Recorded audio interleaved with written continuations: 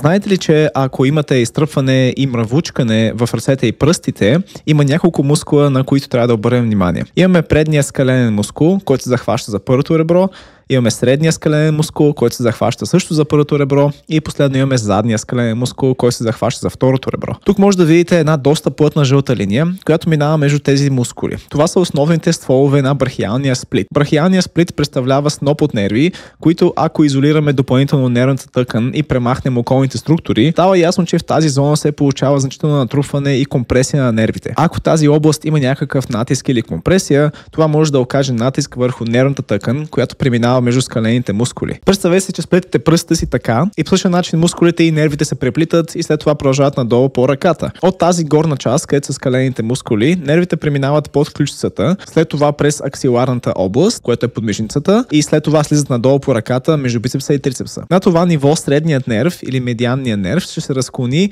ще премине през средата на предмишницата, ще достигне до карпалния тунел, а след това ще инервира палеца, показалеца и половината от средния пръст. След това имаме лунарния нерв, който се движи по външната страна на ръката, преминава през ключовата точка между малките кости на ръката и инервира котрето и безимения пръст. Възможно е да има лека инервация и към средния пръст, но основната роля там има средният нерв.